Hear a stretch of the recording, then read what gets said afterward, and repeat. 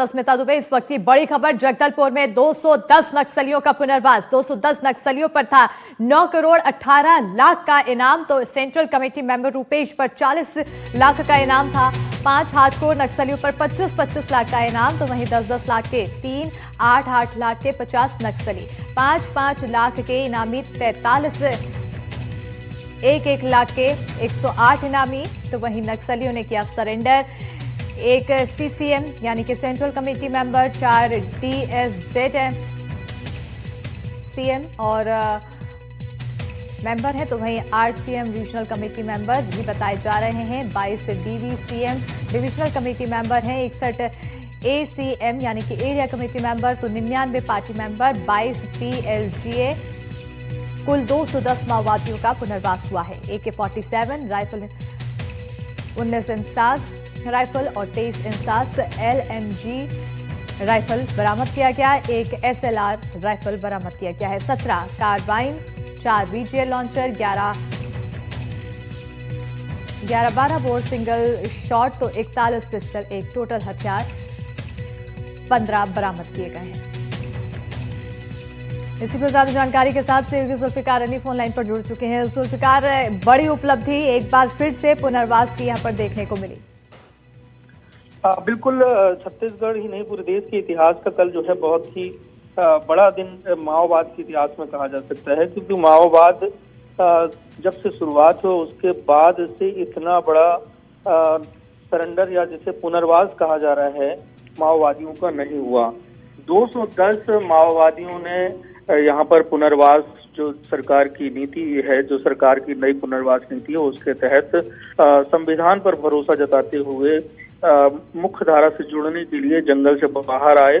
और कल एक जो बड़ा घटनाक्रम था उसमें सबसे बड़ी बात निकल कर आई, जो एक सूची जारी की गई है सुरक्षा बलों की तरफ से, उसमें 210 जो माओवादी हैं जो पुनर्वास के रास्ते पर आगे चलकर अपना पुनर्जीवन तय करेंगे, उनमें से 9 करोड़ 18 लाख रुपए का इनके ऊपर इनाम था। इस राशि से आप समझ सकते हैं, संख्या तो है ही कि 210 है, लेकिन ये राशि देखिए कि जो इनाम की राशि है वो 9 करोड़ 18 लाख रुपए है। तो ऐसे में सबसे ज्यादा जो इनाम है वो रूपेश पर 40 लाख का इनाम है, और 5 ऐसे जो हार्डकोर नक्सली हैं जिनके ऊपर 25-25 लाख रुपए का इनाम है। तो ये छत्तीसगढ़ के इतिहास ही नहीं पूरे देश के इतिहास का सबसे बड़ा दिन कल का था, जिसमें इतनी बड़ी संख्या में माओवादियों ने सरेंडर किया।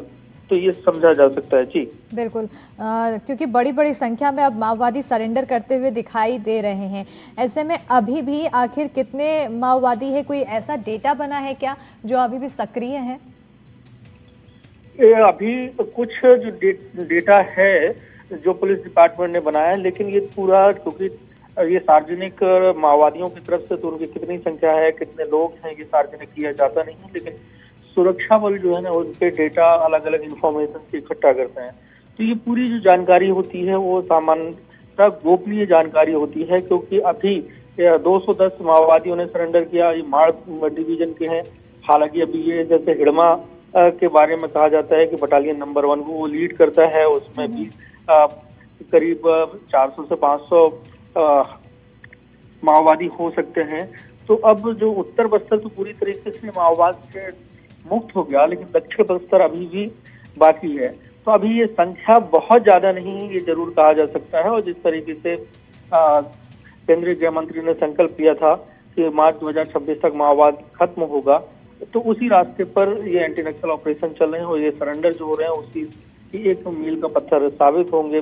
NDTV वर्ल्ड समिट में प्रधानमंत्री नरेंद्र मोदी ने भी इस बात पर जिक्र किया कि एक वक्त था कि बस्तर में स्कूलों को तोड़ दिया जाता था, अस्पतालों में डॉक्टर जा नहीं पाते थे, नक्सली जो संविधान को नहीं मानते उनका एक अलग लाल कॉरिडोर था, उस पर उनकी जनता सरकार चलती थी। और उनके अर्बन नेटवर्क विपक्ष पर भी निशाना साधते हुए उन्होंने बातें कही कि एक अर्बन नेटवर्क था जो इन लोगों को मदद करता था, इनके हिमायती होता था। लेकिन अब परिस्थितियां 2014 के बाद से बदली हैं और देश से बहुत जल्द माओवाद खत्म होगा। और उन्होंने यहाँ तक कहा कि ये मोदी की गारंटी है कि जल्द माओवाद खत्म होगा और इस इलाके का विकास भी होगा, इस क्षेत्र का विकास होगा और लोग पढ़ेंगे। और उन्होंने बस्तर ओलंपिक का भी जिक्र किया कि जहां लोग डरते थे वहां पे अब ओलंपिक की शुरुआत हो चुकी थी। ये तो हम देख रहे हैं कि पिछले साल भी बस्तर ओलंपिक हो और इस साल भी बस्तर ओलंपिक की तैयारी हो रही। तो कुल मिला के ये कहा जा सकता है कि बस्तर की अब तस्वीर आने वाले वक्त में बदलने वाली है, क्योंकि सबसे ज्यादा अगर कहें माओवाद का प्रभाव था तो छत्तीसगढ़ के बस्तर में था। बिल्कुल, बहुत शुक्रिया जुल्फिकार तमाम जानकारी देने के लिए। तो यही माना जा रहा है कि तस्वीर अब आने वाले समय में बदलने वाली है बस्तर संभाग, क्योंकि सबसे ज्यादा बस्तर संभाग में नक्सलियों का कब्जा होता था, नक्सलियों की गतिविधियां सबसे ज्यादा बस्तर में होती थीं और ऐसे में अब ये तस्वीरें बदलने की उम्मीद है। और साथ ही जो डेडलाइन तय की गई है केंद्रीय गृह मंत्री की तरफ से, उस डेडलाइन के अनुकूल काम भी प्रशासन की तरफ, सुरक्षा बलों की तरफ से किया जा रहा है। राज्य सरकार भी भरपूर सहयोग देती हुई दिखाई दे रही है प्रशासन का, और तमाम नीतियां जो बनाई गई हैं उससे प्रभावित होते हुए अधिकतर नक्सली अब यहाँ पर समर्पण करते दिखाई दे रहे हैं। आने वाले समय में देखना होगा, हालांकि बड़ी संख्या में नक्सलियों ने पुनर्वास नीति का सहयोग किया, समर्थन किया और समर्पण किया, लेकिन अभी भी बहुत सारे नक्सली हैं जो अभी समर्पण के लिए आगे नहीं बढ़े हैं। देश से नक्सलवाद की सांसें उखड़ रही है। 210 नक्सलियों ने छत्तीसगढ़ के जगदलपुर में सुरक्षा बलों के आगे सरेंडर किया है। ये नक्सली उत्तर बस्तर के अबूझमाड़ के आदिवासी इलाकों में सक्रिय थे। नक्सलियों से भारी मात्रा में हथियार भी बरामद किए गए। इस समर्पण के बाद गृह मंत्री अमित शाह ने कहा है कि अबूझमाड़ में नक्सलवाद का खात्मा हो रहा है। रिपोर्ट देखिए।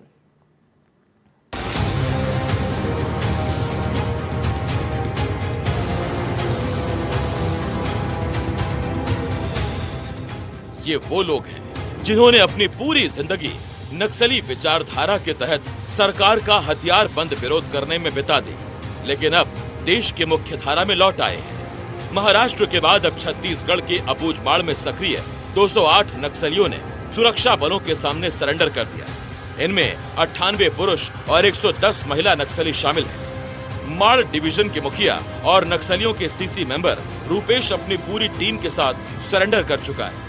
जगदलपुर में हुए बड़े आयोजन में 210 नक्सलियों ने सीएम विष्णुदेव साय के सामने आत्मसमर्पण कर दिया। छत्तीसगढ़ सरकार ने दावा किया कि इन युवाओं के पुनर्वास के लिए कई खास योजनाएं बनाई गई हैं। सरकार उनके लिए पुनर्वास के लिए और मतलब जो विकास की मुख्यधारा से जुड़ते हैं उनके लिए बहुत कुछ अच्छा सोची है। उनको अच्छा पुनर्वास भी देंगे, उनका स्किलिंग भी कराएंगे, रोजगार से जोड़ने का काम भी होगा, ये सब करेंगे। छत्तीसगढ़ में नक्सलवाद आखिरी सांसें ले रहा है और इसी की वानगी ये इतना बड़ा सरेंडर है। इस दौरान नक्सलियों ने 153 हथियार भी सुरक्षा बलों को सौंप दिए। बड़ी बात यह है कि इन हथियारों में 19 AK-47 rifles, 17 SLR rifles, 23 INSAS rifles, 1 INSAS LMG, 36 303 rifles, 4 carbine, 11 PGL, 41 12 bore के सिंगल शॉट और 1 पिस्टल जैसे हथियार शामिल हैं। अबूझमाड़ में इतने बड़े पैमाने पर आत्मसमर्पण के बाद माना जा रहा है कि उत्तर बस्तर से लाल आतंक अब खत्म होने की ओर है। 2 दिन पहले महाराष्ट्र के बीजापुर में प्रमुख नक्सली नेता भूपति के साथ 60 नक्सलियों ने मुख्यमंत्री देवेंद्र फडणवीस के सामने हथियार डाल दिए थे और अब छत्तीसगढ़ में माड़ डिवीजन के नक्सलियों ने भी हथियार डाल दिए। नक्सलियों के सेंट्रल कमेटी मेंबर रूपेश के साथ जिन जिन नक्सलियों ने सरेंडर किया, उन्हें संविधान की प्रति और गुलाब का फूल देकर मुख्य धारा में उनका प्रवेश कराया गया। केंद्रीय गृह मंत्री अमित शाह ने नक्सलियों के गढ़ अबूझमाड़ के इन नक्सलियों के सरेंडर के बाद अबूझमाड़ को नक्सल मुक्त घोषित कर दिया। गृह मंत्री ने उनके मुख्य धारा में आने और संविधान को स्वीकार करने की तारीफ की है। गृह मंत्री ने 31 मार्च 2026 तक देश को नक्सल मुक्त करने का दावा किया है। अब सवाल ये है कि एंटी नक्सल ऑपरेशन का दबाव नक्सलियों पर कैसे काम कर रहा है। अगर मार्च के बाद से इस साल देश में नक्सलियों के बड़े सरेंडर्स को देखें तो सुकमा में 15 अक्टूबर को 27 नक्सलियों ने सरेंडर किया। गढ़चिरौली में 14 अक्टूबर को 61 नक्सलियों ने सरेंडर किया। बीजापुर में 2 अक्टूबर को 103 नक्सलियों ने सरेंडर किया। दंतेवाड़ा में 24 सितंबर को 71 नक्सलियों ने सरेंडर कर दिया। सुकमा में 12 जुलाई को 23 नक्सलियों ने हथियार डाल दिए। सुकमा में ही 18 अप्रैल को 22 नक्सलियों ने आत्मसमर्पण किया। तेलंगाना में 5 अप्रैल को 86 नक्सलियों ने सरेंडर किया। बीजापुर में 30 मार्च को 50 नक्सलियों ने हथियार डाल दिए। बीजापुर में ही 23 मार्च को 22 नक्सलियों ने सरेंडर किया। रूपेश और उसकी टीम के सरेंडर के बाद माड़ डिवीजन करीब करीब खाली हो गया है। अब देखना यह है कि बचे हुए हिड़मा जैसे नक्सली कब हथियार डालते हैं। एनडीटीवी के लिए जुल्फिकार अली की रिपोर्ट।